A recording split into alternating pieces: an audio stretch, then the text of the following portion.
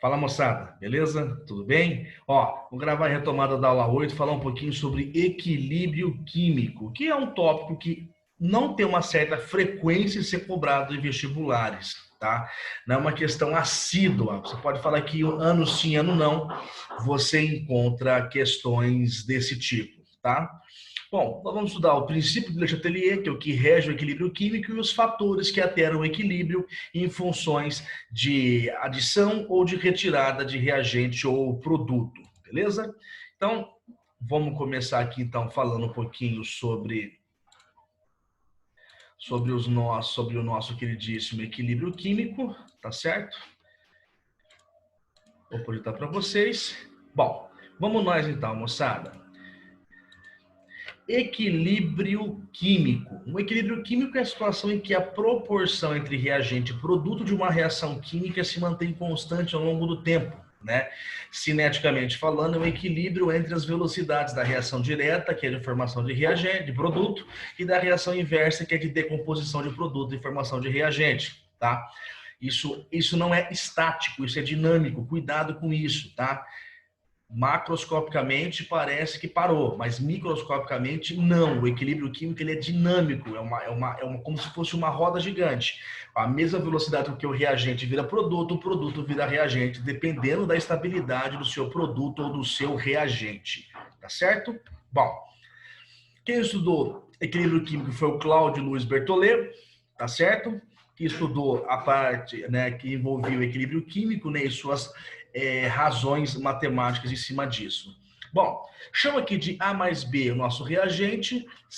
Veja que equilíbrio é uma reação de dupla seta, e que a seta do sentido para a direita indica a reação direta, a formação de produto, e a seta em direção à esquerda indica sentido inverso, reação inversa, que indica a formação de reagente.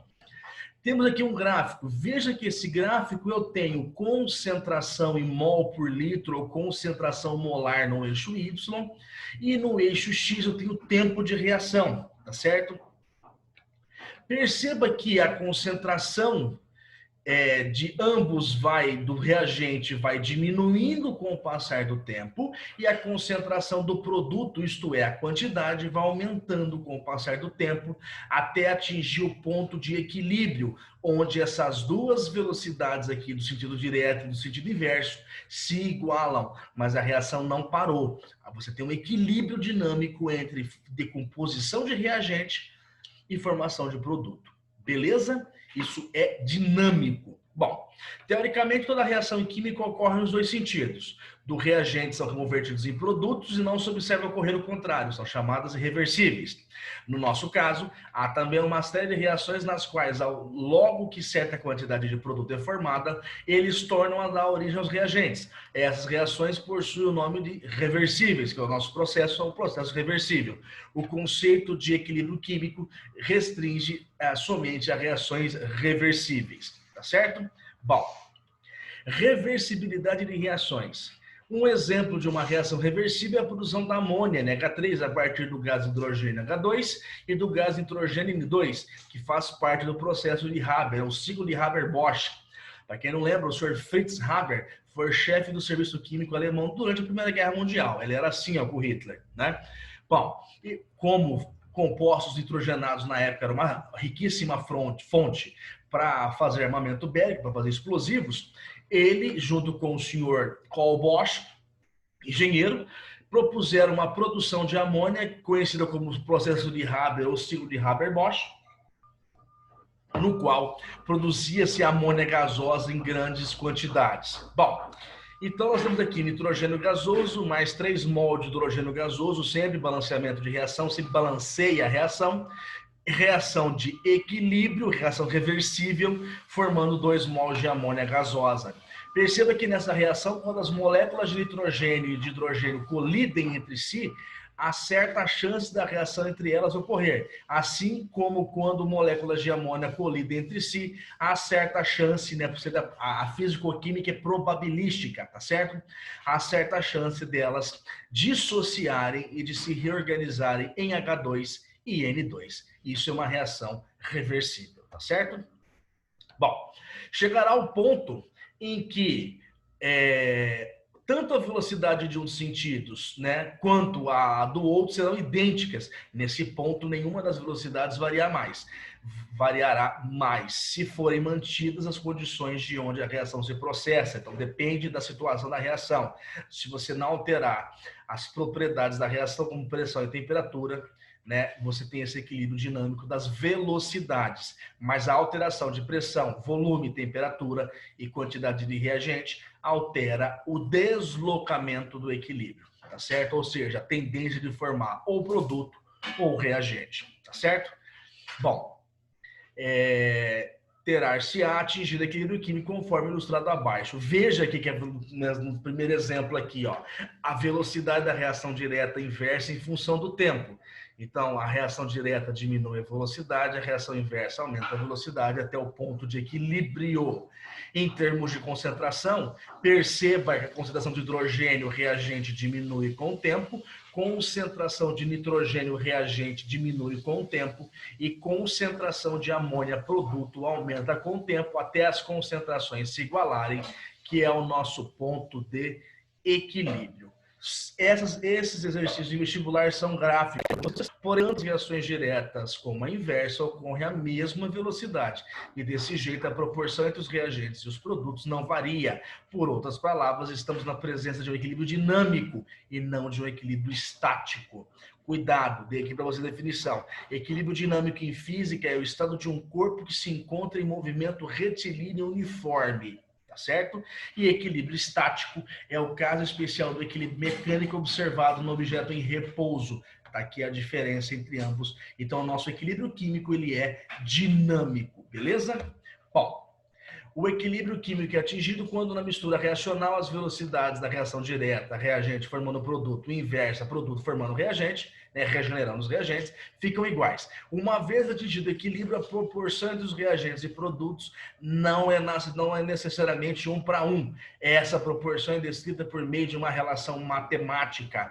Aqui a gente vai introduzir a constante de equilíbrio, tá certo? Toda constante em química é sempre produto dividido por reagente, tá? Seja ela em termos de concentração, que é o chamado Kc, seja ela em termos de pressão parcial, que é o Kp, e por aí vai, tá certo? Bom, chama aqui reação AB dando C mais D, sentido duplo significa uma reação reversível, em que Azinho, Bzinho, Czinho, Dzinho são os coeficientes do balanceamento, certo? Bom, a fórmula que descreve a proporção do equilíbrio é chamada de Kc entre as espécies envolvidas, que é a constante K de equilíbrio em termos de concentração, que é a concentração de C elevado a Czinho vezes D elevado a Dzinho, dividido pela concentração de A elevado a Zinho vezes B elevado a Bzinho, em que C, D, A e B são as concentrações das respectivas espécies, Czinho, Dzinho, Azinho, Bzinho é o coeficiente da reação balanceada. Essa é a primeira constante que eu defino para vocês, tá certo? Exemplo, olha só. Formação do trióxido de enxofre, o SO3, a partir do gás oxigênio O2 e do SO2, dióxido de enxofre. É uma etapa da fabricação do ácido sulfúrico usado em bateria automotiva. Então, 2 mols de SO2 reagem com 1 mol de O2, formando 2 mols de SO3. A constante de equilíbrio dessa reação em termos de concentração é concentração do SO3 elevado ao quadrado, dividido pela concentração do SO2 elevado ao quadrado, vezes a concentração do O2 elevado à primeira. Sempre no vestibular, ou ele pergunta o K para você, ou ele dá o K, dá meios de você encontrar as concentrações e você calcula, tá certo? Sempre assim. Bom, agora vamos entrar nos fatores que alteram o equilíbrio químico, a lei de Gutenberg-Wage. A velocidade de uma reação é diretamente proporcional ao produto das concentrações molares dos reagentes, para cada temperatura elevada a expoentes experimentalmente determinados, tá certo? Isso aqui tem uma matemática muito ferrenha por trás, mas por hora atende-se ao balanceamento, tá certo? Então aqui, reaçãozinha A, B, sentido único, então não é uma reação reversível, dando C mais D. Azinho, Bzinho, Czinho e Dzinho são os coeficientes de balanceamento. ele define que velocidade para você vai ser igual a K, que é uma constante de proporcionalidade. Essas constantes existem nessas relações matemáticas para corrigir os desvios da idealidade, vezes concentração de A elevado a zinho, vezes concentração de B elevado a Bzinho, elevada para reações que se processam em apenas uma etapa. São reações unimoleculares, tá certo? Que processam em apenas uma etapa. A reação que processa em várias etapas, você tem que encontrar uma lei de velocidade para cada etapa e determinar a etapa global experimentalmente, tá certo? Bom, se uma reação química pode ser expressa pela soma de duas ou mais reações ou etapas individuais, então a constante de equilíbrio da reação global será a multiplicação das constantes de equilíbrio de cada uma das reações individuais, né? Então, exemplo, aqui a formação do PCl5, né, passa por 3 etapas e cada etapa tem uma constante de equilíbrio e no caso a reação global, ou seja, a constante global da reação, seria a multiplicação de cada uma dessas constantes, né? Então, Kc seria K' vezes K2' vezes K3', que seriam essas constantes aqui. Aqui faltam 3', me perdoem, e para dar a constante de equilíbrio geral da reação, beleza? Isso porque a reação se processa por etapas. FUVEST gosta de perguntar isso aqui, álgebra, tá? A FUVEST adora álgebra. Fiquem espertos com reações por etapas na FUVEST quando tange a constantes de equilíbrio, tá certo? Pode-se perceber que, no caso, uma reação apareça 2 ou mais vezes na soma, ela aparece esse mesmo número de vezes na multiplicação, beleza? Bom, a relação entre a velocidade da reação e a constante de equilíbrio. No equilíbrio, a velocidade tanto da reação inversa quanto da direta são iguais. Por sua vez, a velocidade de uma reação depende de outra constante, chamada de constante de velocidade, simbolizada aqui por K minúsculo. K minúsculo, constante de velocidade, K maiúsculo, constante de equilíbrio, tá certo? E é possível encontrar uma relação entre as constantes de velocidade da reação direta e indireta e a constante de equilíbrio. Bom, para demonstrar isso, eu dou esse exemplo para vocês. Considere o seguinte equilíbrio genérico, supondo as reações ocorram cada qual em uma única etapa. O A, né, 2A, se decompõe numa reação reversível formando X mais Y. Quem é Kc? Constante de equilíbrio em termos de concentração. Concentração de X elevado à primeira vezes concentração de Y elevado à primeira, dividido pela concentração de A elevado ao quadrado. Agora vejamos as duas reações que ocorrem nele, juntamente com a expressão de suas respectivas velocidades. Para a primeira, V igual a K vezes A quadrado, aqui, ou seja, essa velocidade depende exclusivamente da concentração do reagente. Lei de velocidade para a reação de decomposição dos nossos produtos formando reagente. Aqui no sentido direto e aqui no sentido inverso. Percebam isso. Vai ser V' igual a K' vezes concentração de X elevado à primeira vezes concentração de Y elevado à primeira. Tá certo? A relação entre elas, né, uma vez que as velocidades de ambas são idênticas, né, no equilíbrio, eu vou igualar. Então, K é igual a vezes A quadrada igual a K' vezes X vezes Y. Rearranjando a equação, concentração de produto sobre o reagente, não lembra a constante de equilíbrio? Então, é K sobre K'. Então, o Kc, que é a constante de equilíbrio, a relação dela com as constantes de velocidade é K da velocidade direta sobre K', que é a constante de velocidade da reação inversa. Beleza? Muito bom. Fatores que alteram o equilíbrio químico, isso é importante, isso é teórico, isso cai bastante, tá certo? VUNESP, FUVEST, Unicamp adoram perguntar isso. O Enem, ano sim, ano não cobra. Olha só, fatores que alteram o equilíbrio químico. Quando se aplica uma força em um sistema em equilíbrio, ele tende a se reajustar no sentido de diminuir os efeitos dessa força. Quem falou isso foi o Le Chatelier, francês. Concentração. Considere equilíbrio químico, carbono sólido ou carvão, mais CO2 formando CO, 2 mol de CO, monóxido de carbono, que é tóxico. Se adicionarmos mais CO2 ao equilíbrio, ele tende a se deslocar para a direita. Por que isso vai acontecer? O aumento de CO2 acarreta em maior número de choques com o carbono sólido e, consequentemente, aumento da velocidade da reação. o que favorece a formação do monóxido de carbono, CO. Dizemos, então, que a concentração do reagente interferiu sobre o equilíbrio. Então, você aumentou a concentração de reagente, o equilíbrio desloca para o produto, beleza? A inverso é válido. Se você diminui a concentração de reagente, o equilíbrio tende a se deslocar para o lado do reagente para minimizar esse efeito, tá certo? Por isso que é equilíbrio. Pressão. Pressão entra em reações que envolvem gases. Cuidado com isso, tá certo?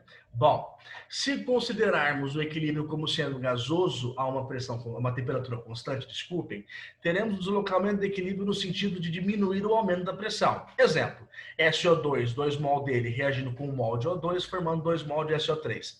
Proporção 2 para 1 para 2. Repare que a soma da quantidade de mol do reagente é 3. É maior do que o produto, que é 2.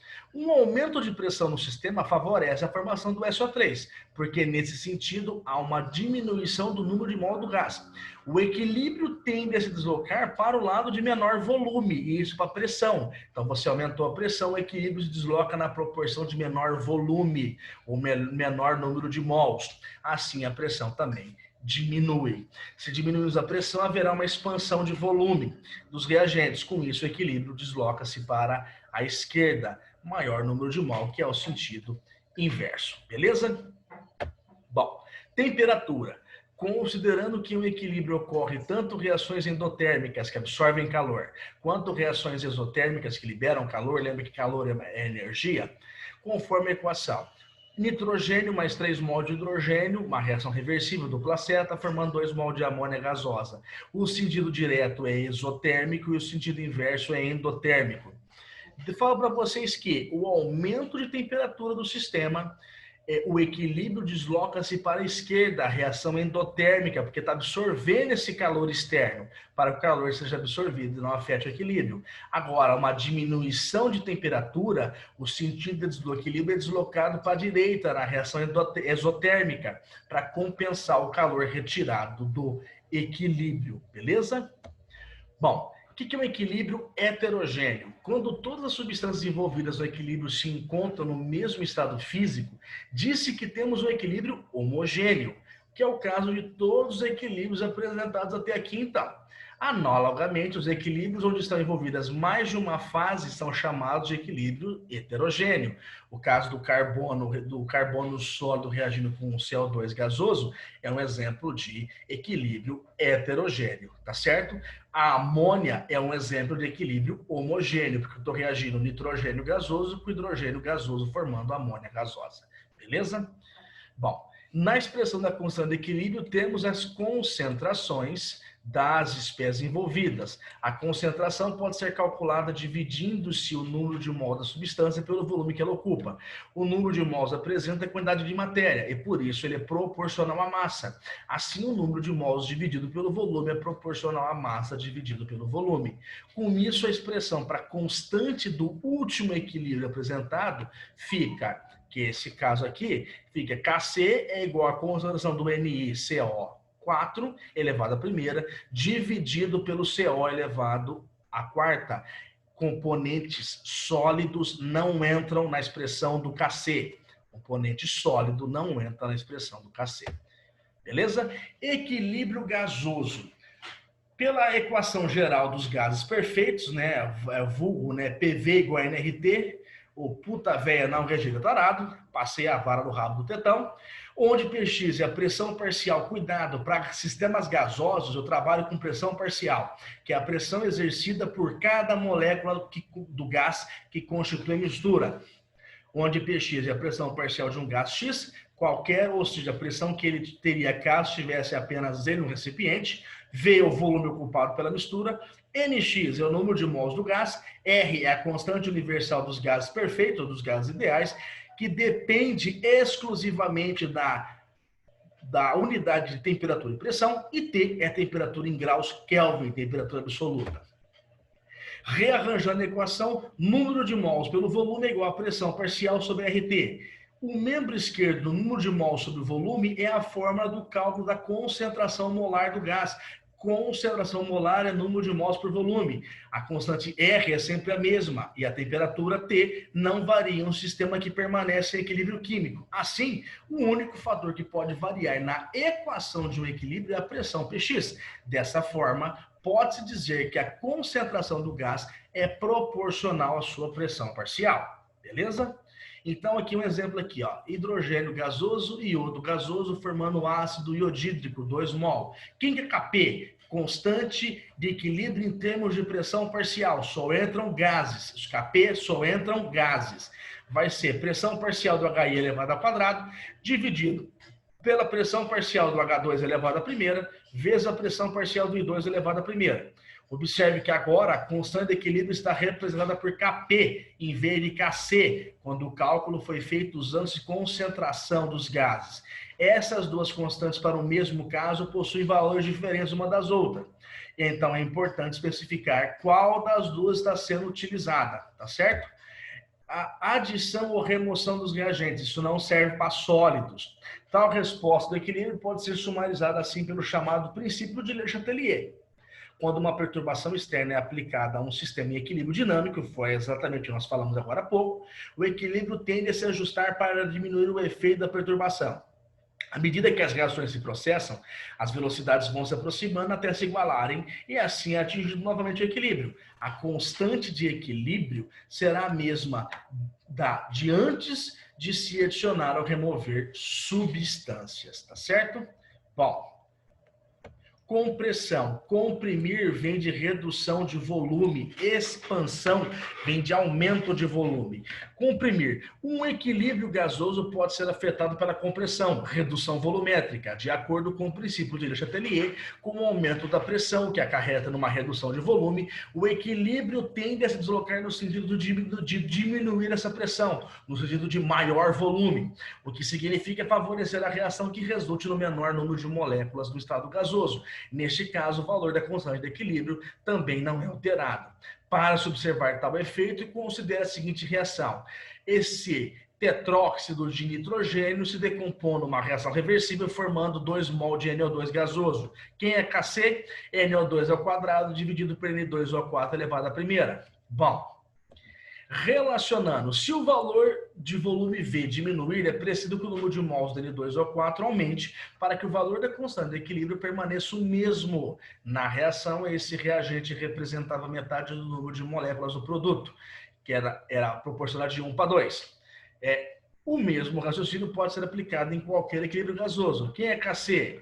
Concentração do produto pelo reagente. Beleza, o volume é o mesmo, então coloco evidência 1 sobre V. Então vai ficar o número de mols de NO2 ao quadrado sobre o número de mols de N2 ao 4. Bom, essa é a relação do Kc com o número de mols e o volume. Bom, questão de temperatura. Em um equilíbrio, se uma reação é endotérmica, a outra necessariamente é exotérmica e vice-versa. Aumentar ou diminuir a temperatura fará com que a velocidade de uma das reações aumente e a da outra diminua. As velocidades das reações se igualam novamente depois do tempo. Porém, nesse caso, como temos o favorecimento e o desfavorecimento da formação de certas substâncias, a constante de equilíbrio nessa nova temperatura não será mais a mesma da temperatura anterior. Catalisador, isso aqui eu vou deixar lá para a nossa aula de lei de Hess. Mas eu já adianto para vocês que a adição de um catalisador direciona a reação para um novo mecanismo, o qual é mais rápido do que sem a catálise. Contudo, o catalisador não afeta o valor da constante de equilíbrio. Cuidado, isso pode ser pegadinha. Ele apenas faz com que o equilíbrio seja atingido em um tempo menor, conforme mostrado na figura a seguir. Então perceba que com o uso do catalisador, que é tracejado, o equilíbrio ocorre em menos tempo do que sem o catalisador, tá certo? E detalhe, de novo, reitero para vocês que o equilíbrio não é deslocado com a presença do catalisador, tá certo? Para finalizar, a relação entre Kp e Kc, existe uma relação matemática entre elas, né? Se baseada na equação de Clapeyron, no PV igual a nRT. Então, Kp vai ser igual a Kc vezes RT elevado a ΔN, que ΔN é a variação do número de mols inicial e final da sua reação química, tá certo? Exemplo. A mais B dando C, A mais B mais C dando Y mais E, delta N vai ser Y menos E mais E menos A mais B, ou seja, a variação do número de mols do produto menos a variação do número de mols do reagente. Beleza? E a aplicação, para a gente finalizar, dada a constante de equilíbrio, é possível saber em qual direção a reação vai ocorrer, preferencialmente no início, quando misturamos certas quantidades de substâncias que estarão em equilíbrio entre si. Tá certo? Bom, moçada, essa aula foi um pouquinho rápida, né? Mas é uma aula simples a respeito de constantes. O que ele pode perguntar para você é uma relação matemática. Cuidado que a FUVEST gosta de enfiar a álgebra no meio. E se você não ficar esperto com as simplificações, te atrapalha um pouco. Tá certo? Um grande abraço para vocês. Até a próxima. Tchau, tchau.